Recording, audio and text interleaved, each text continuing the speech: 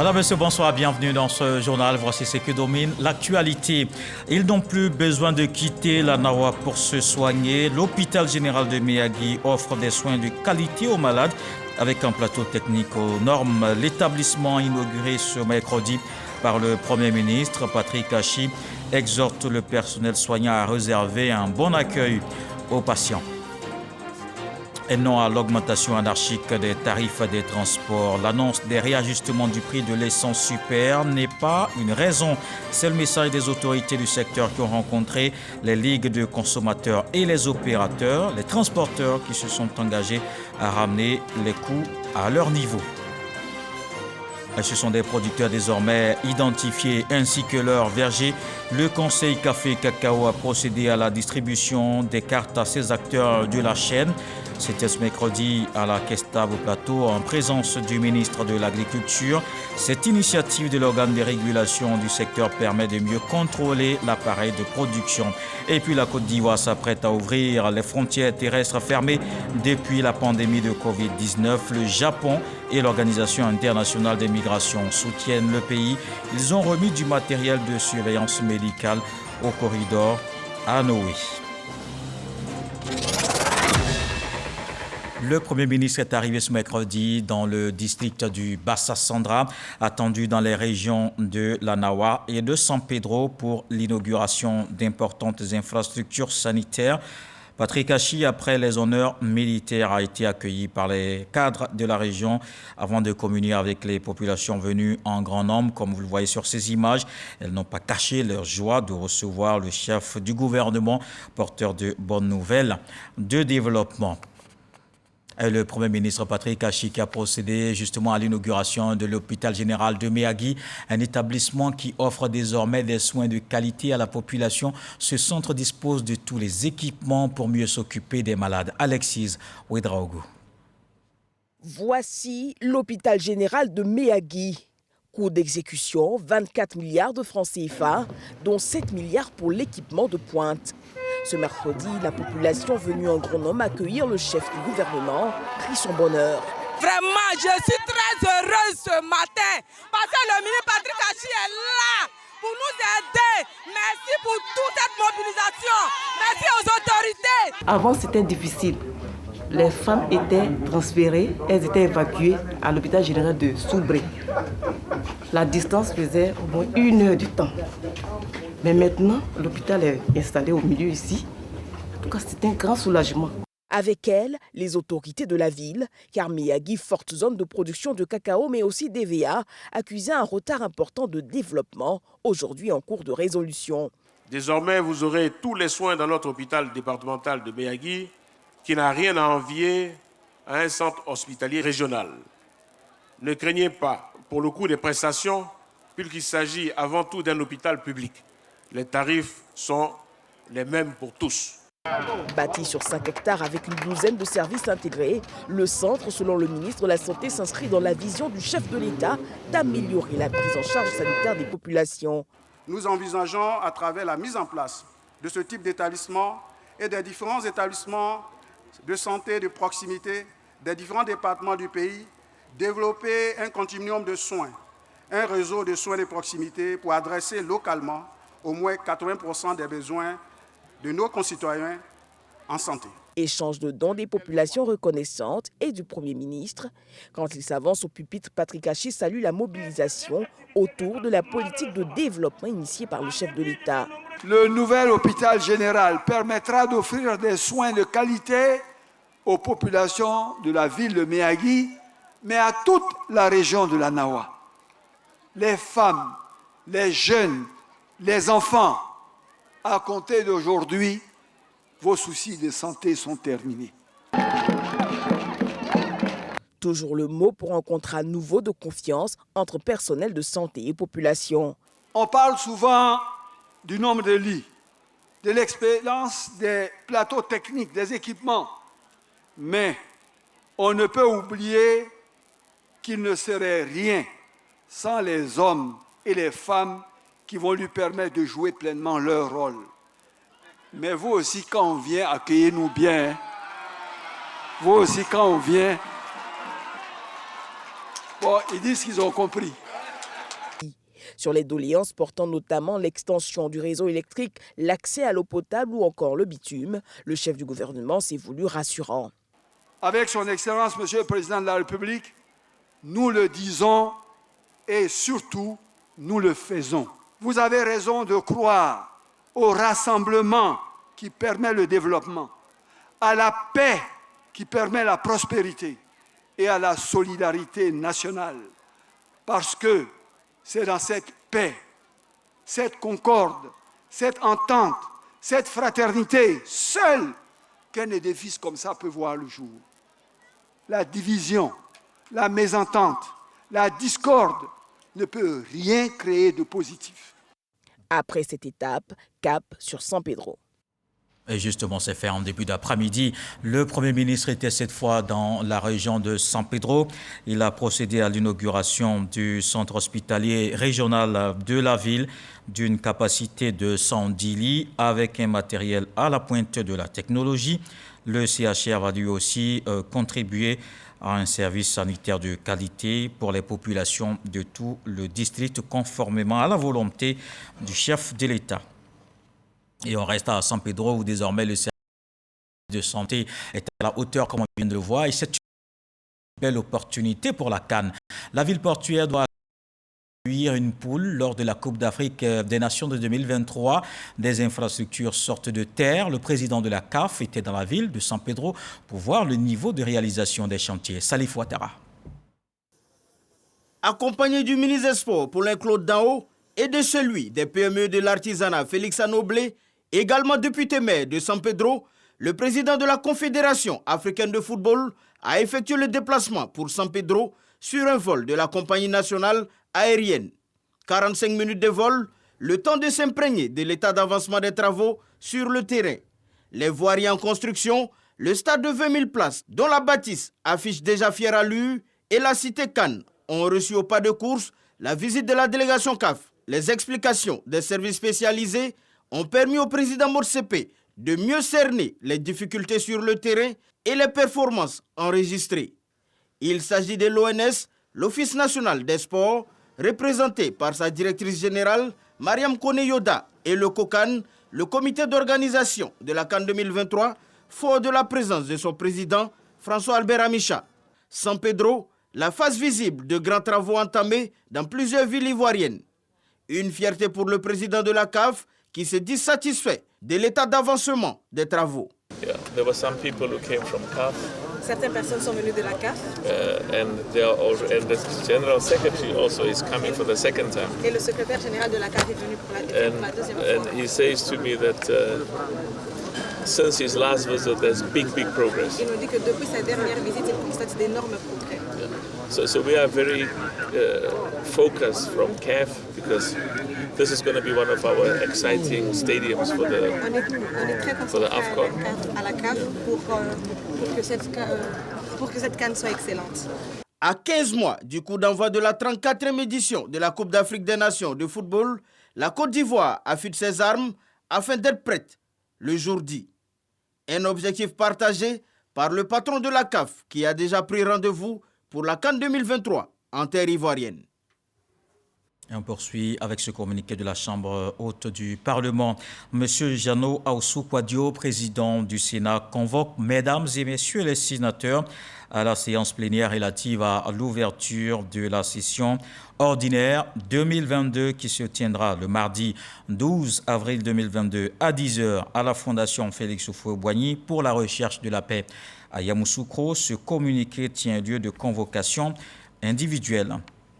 Et depuis l'annonce du nouveau prix de l'essence super, des transporteurs, pourtant au gasoil, procèdent à des augmentations anarchiques des tarifs. Les autorités, les ligues de consommateurs et les opérateurs se sont retrouvés pour en discuter. Les transporteurs se sont finalement engagés à ramener les coûts à leur niveau. Des détails avec Lansine Bakayoko. Malgré les efforts consentis par le gouvernement au profit du secteur des transports, notamment par le maintien du prix du gasoil à 615 francs le litre à la pompe, quelques chauffeurs majoritairement des lignes de Bingerville et de Yopougon essaient de gonfler artificiellement les coûts. Des augmentations d'autant incompréhensibles que 99% des véhicules de transport roulent au gasoil, qui n'a pas été touché par le réajustement du 1er avril passé. Une surenchère inacceptable. Le gouvernement a bien conscience, et à travers lui le ministère des Transports, que les transporteurs, les conducteurs, les transporteurs travaillent dans les meilleures conditions possibles. Et donc des dispositions sont prises dans ce sens-là. Mais également faire en sorte que le pouvoir d'achat des populations soit préservé. Cette volonté de préservation du pouvoir d'achat des populations a nécessité le déblocage de plus de 120 milliards de francs CFA. Un sacrifice que le transporteur devrait renoncer à minimiser. L'appel que nous lançons aujourd'hui à l'ensemble des acteurs du secteur du transport qui exercent sur le district d'Abidjan, qui exercent sur l'ensemble du territoire national, vise à les rassurer sur le fait que le gasoil n'a pas connu d'augmentation et qu'un impact donc, ne doit pas se faire ressentir sur les titres de voyage, aussi bien dans le transport de marchandises que dans le transport de voyageurs. Les ligues des consommateurs déplorent également l'incivisme des transporteurs qui, au mépris du contexte économique et des cadres de concertation existants, ont procédé à ces augmentations en catimini. À partir d'aujourd'hui, si vous constatez sur une ligne qu'il y a un chauffeur qui procède à une augmentation, ça ne doit pas faire l'objet des palabres.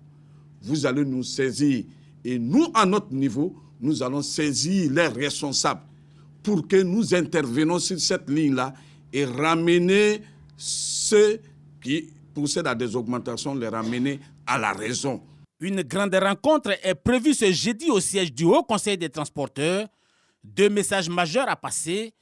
Primo, expliquer la conjoncture mondiale et la pression sur le marché des hydrocarbures. Secondo, marteler à la profession que toute augmentation de coûts des transports est frappée d'illégitimité et donc interdite. Et dans le centre du pays, on se prépare déjà bientôt l'ouverture du grand marché de Bouaké. Un financement de plus de 40 milliards de francs CFA de la France à travers l'Agence française de développement. Ce sera le plus grand couvert de l'Afrique de l'Ouest avec plus de 8000 points de vente. Le processus d'attribution des places est lancé, coordonné par la mairie et l'AFD. Vous allez le voir, il se veut souple et transparent. Le reportage de Léon Brou. Ex-locaux de l'état civil marché, actuel bureau de l'équipe d'assistance technique pour la reconstruction du grand marché de Bouaké. Le maire, le préfet et la représentante de l'Agence française de développement remettent au premier pétitionnaire leur quittance de réservation de place. Ces 5 commerçants viennent de satisfaire au processus d'attribution des points de vente dans le futur nouveau grand marché de Bouaké. La place que nous avons choisie, elle doit nous coûter 2 100 000. J'ai payé 840 000. Selon moi, ça prend. Parce que quand on compare à ceux qui font déjà des magasins et puis ils donnent aux gens, selon moi, c'est acceptable. Au moins 8000, le nombre de points de vente grand de 6 à 25 mètres carrés et entre 350 000 et 4 700 000 francs CFA à débourser pour se faire attribuer une place. Le processus qui démarre ce mardi 5 avril donne priorité aux ex-occupants du site de l'ancien Grand Marché selon un chronogramme bien étudié. Le site Face Total où on a délocalisé les commerçants qui ont été déplacés sur l'ancien site. Ensuite, les sites comme Boucherie, Indigo, Belleville, Marché Poisson, ce sont ces différents sites-là qui feront l'objet d'un premier appel. Les blocs sont faits en fonction des activités. Donc une fois la collègue oriente le commerçant, celui-ci indique la boutique qu'il veut choisir. Il va à l'enregistrement. Lorsqu'il finit l'enregistrement, on lui délivre un papier provisoire avec un numéro de code. Et c'est avec ce numéro de code qu'il va effectuer ses paiements. La cadence que nous pouvons respecter, c'est environ une 50aine de commerçants enregistrés par jour. Donc, vous me permettez là de lancer un appel à nos commerçants de respecter la programmation. C'est pour que les enregistrements se fassent de façon la plus fluide possible et la moins compliquée pour eux.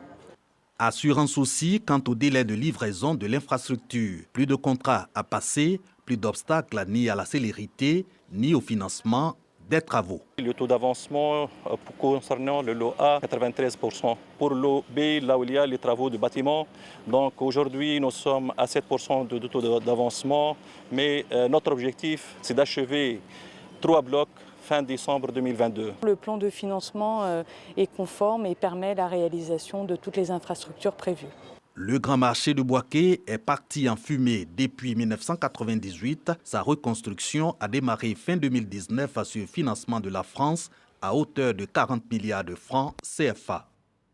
Et voyons cette innovation dans le secteur agricole. Le Conseil Café Cacao lance officiellement la distribution de la carte des producteurs. Cette cérémonie intervient au terme du processus de recensement des acteurs et leurs vergers. C'était ce mercredi au plateau à la Kestab en présence du ministre d'État, ministre de l'Agriculture, Kobena Kouassi Adjoumani. Cette initiative de l'organe de régulation du secteur permet de mieux contrôler l'appareil de production. Et ces initiatives participent donc au développement du pays. La question du développement, justement, qui était au centre de la rencontre entre le président du Conseil régional du Sud Comoé et les populations de Tiapoum, Akawele, insiste sur la cohésion et l'union comme des facteurs indispensables à la croissance dans les localités. Il a réaffirmé son engagement à aider les femmes dans leur quête d'autonomisation. Godefroy Okambawa. Tiapoum, localité de la région du Sud Comoé, poursuit son développement avec le conseil régional. Construction d'écoles primaires, des collèges, des centres de santé, des routes au profit des populations. À Tiapoum, avec le président du conseil régional du Sud Comoé, Dr Jenaka Wele, des activités génératrices de revenus sont menées pour les jeunes et les femmes avec le soutien du conseil régional. Lors d'une rencontre avec les organisations, Eugène Akawele s'est dit heureux que sa politique de développement et au-delà, celle du président de la République Alassane Ouattara, soit suivie par les populations de Tiapoum. Le président Alassane Ouattara qui a rendu la Côte d'Ivoire vivable. Le président Alassane Ouattara qui a rendu la Côte d'Ivoire fréquentable. Si vous m'aimez comme vous venez de le déclarer, je vous demande d'aimer également le président Alassane Ouattara. Dans l'union et la cohésion pour plus d'efficacité dans leurs actions, les femmes ont souhaité la mise en place d'un fonds. Le président du conseil régional, Eugène Akawele, promet que les moyens seront mis à leur disposition pour accroître leurs revenus et pour le bonheur de leur famille. Comme dans le Sud Comoé, le développement se poursuit aussi dans l'ouest du pays. Plusieurs réalisations sont en phase de finition et livrées bientôt. Ce sont les chantiers du CHA en réhabilitation, un nouveau pont et le collège des jeunes filles. La présidente du conseil régional du Cavali était à Guiglo. Anne Désiré Oloto est allée constater l'état d'avancement des travaux à Boussanougou. Anne Désiré Oloto, présidente du conseil régional du Cavali, a parcouru les grands travaux de développement de la ville. Premier chantier visité, le centre hospitalier régional Félix Houphouët-Boigny en phase d'extension et de réhabilitation. Ce centre entrera dans une autre phase en termes d'équipement. La salle suite d'accouchement, la radiologie, le scanner, les nouveaux services d'urgence et de réanimation, la mammographie et l'imagerie ont été achevés. La présidente du conseil régional a pu s'enquérir du niveau d'avancement de la première tranche des travaux débutés en 2020. Une modernisation du CHR de Guiglo qui coûtera un peu plus de 3 milliards de francs CFA et qui sera livrée fin avril. Je suis heureuse et avec mes parents, avec les populations, je dis dans un premier temps merci au président de la République. Merci au gouvernement de Côte d'Ivoire, parce que ça, pour nous, c'était impensable. Cap sur le chantier du pont sur le fleuve Ouzo, à l'entrée de la ville. La taille des travaux a émerveillé l'ensemble des visiteurs. Un pont moderne à 2 voies. La route précède le développement, mais avec le président Ouattara, les ponts accélèrent le développement. Et c'est ce développement qui est en marche dans la région du Cavali. Autre étape, la visite des infrastructures de la première école de jeunes filles dans le village de Yaoundé. Un établissement d'excellence bâti sur une superficie de 8 hectares et qui, selon Anne Désiré Oloto, portera le nom de la première dame Dominique Ouattara. C'est un bel hommage donc, à la femme, mais c'est aussi un témoignage d'une affection de Madame la Première Dame aux populations de la région du Cavali. Anne Désiré Oloto a également rendu visite au vicaire général de la paroisse Saint-Joseph de Guiglo dans son presbytère. Elle était porteuse d'un don du gouvernement au diocèse. Après cette remise de dons, la présidente du conseil régional du Cavali a échangé avec la jeunesse de la région au siège du conseil. Une rencontre qui s'inscrit dans le cadre de la préparation des prochains états généraux de la jeunesse du Cavali qui se tiendront en mai prochain. l'ouest du pays où le président du PPACI s'apprête à se rendre. Les chefs traditionnels de la région du Guémon se prononcent sur cette visite de Laurent Gbagbo. Ils l'invitent à surseoir à ce déplacement, les raisons évoquées dans une déclaration que l'on voit avec Abou Sanougou. Les chefs traditionnels ouest de la coordination régionale du Guémon se prononcent sur la visite annoncée dans les régions du Guémon et du Cavali du président du PPACI, Laurent Gbagbo. Nous sommes obligés de vous dire que cette région est meurtrie aujourd'hui, elle est en pleurs. Nous avons perdu le plus illustre de nos chefs, le chef Guy Vleï Vincent, président de la Chambre des rois et chefs traditionnels de la région du Guémon. Nous sommes en plein préparatif de ces obsèques.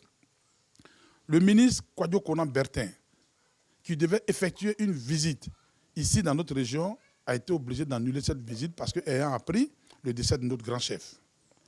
Notre petite fille, la ministre Anne-Désirée Bouloto, qui devait organiser la journée de la femme ici à Diokwe, était obligée de délocaliser sa cérémonie à Djiglo parce qu'ayant appris aussi le décès de notre grand chef. Les têtes couronnées du Guémon invitent donc Laurent Gbagbo à surseoir à sa visite. Nous avons appris que l'ancien chef d'État, Laurent Gbagbo, effectuerait une visite dans notre région. Mais si c'était exact, je condamne avec la plus grande énergie cette façon maladroite de faire les choses. Parce que cette région a des habitants, cette région a ses populations. Il aurait fallu, ne serait-ce que par courtoisie, même si c'était dans le cadre de ses activités politiques, que la chefferie soit tenue informée pour qu'ensemble, nous lui réservions un accueil digne de son rang pour les fonctions antérieures qu'il aurait occupées dans ce pays. Nous ne sommes pas informés et demandons de surseoir à cette arrivée parce que nous ne serons pas à mesure de le recevoir parce que nous sommes en deuil. Conformément au calendrier de sa visite, Laurent Gbagbo est attendu dans les régions du Guémon et du Cavali dans la période du 7 au 10 avril. Et les femmes chrétiennes du quartier Niangon de Yopougon conviées à une rencontre initiée par l'ONG Élite. L'organisation prône la solidarité et la cohésion sociale. Cette rencontre de mise en mission de ses fidèles a été parrainée par Issouf Koulibaly, adjoint au maire de la commune de Yopougon, qui soutient cette initiative. Le reportage de Théodore Zouzou Jamakdjadji. Louange à Dieu à l'espace Carrefour Sodessi de Niangon. Il s'agit des membres des associations féminines chrétiennes du quartier. Elles prennent fête et cause pour la solidarité et la cohésion sociale dans la commune de Yopougon. Des valeurs prônées par l'ONG Élite, initiatrice de cette rencontre. Élite voudrait être le canal pour une acceptation nouvelle des rapports entre acteurs liés par un même travail, une même vision, un même destin, celui du bonheur des fils et filles de Dieu, afin de renforcer la collaboration entre les membres de différentes organisations religieuses. Qui nous mettent en œuvre, qui met une structure d'appui pour le développement des femmes chrétiennes. Cet engagement pour la paix et le vivre ensemble acquiert l'adhésion du parrain Issifou Koulibaly, premier adjoint au maire de la commune. Le ministre d'État tient à ce que cette cohésion soit renforcée, tient à ce que la paix qui a toujours caractérisé notre commune puisse être aussi renforcée et que la solidarité soit agissante entre les différentes communautés qui vivent dans la commune de Yopougon. Elle dit également que le développement qui se fait n'a pas de barrière ethnique ni religieuse. Le conseil municipal de Yopougon s'engage à lutter contre la précarité des jeunes ainsi que celle des femmes. Il invite au regroupement associatif afin de les conduire à l'autonomisation, gage de la stabilité et du développement de la commune. Le 11 avril prochain, le ministère de l'Éducation va procéder à la présentation officielle des résultats des états généraux du secteur. Mais avant, une rencontre a eu lieu entre les acteurs impliqués dans le processus afin de consolider et valider ce rapport. C'était en présence de plusieurs membres du gouvernement. Le reportage de Sephora Zegui.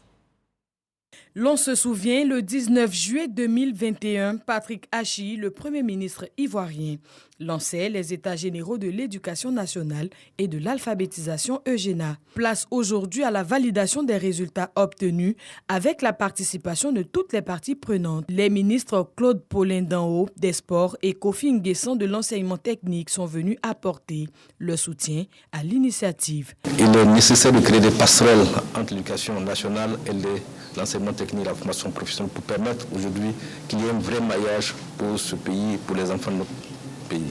Aujourd'hui, plus que jamais, que le sport doit avoir une corrélation forte avec l'éducation pour donner des repères à notre jeunesse, parce que nous voulons que nous ayons un esprit sain, mais il faut que le corps soit sain aussi. Mariatou Koné, la ministre de l'Éducation nationale et de l'alphabétisation, rassure les Ivoiriens. La démarche prendra fin dans quelques jours. Nous tirons vers la fin pour avoir une boussole pour la Côte d'Ivoire, une boussole pour l'éducation de la Côte d'Ivoire, l'éducation nationale et l'alphabétisation. Et c'est pour cela qu'aujourd'hui nous présentons la synthèse des travaux au comité de pilotage.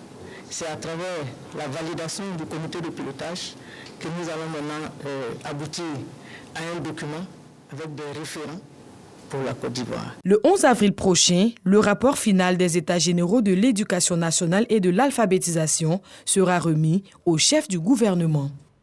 La COVID-19, on en parle dans ce journal. Pour vaincre ce mal, on continue donc d'observer les mesures barrières.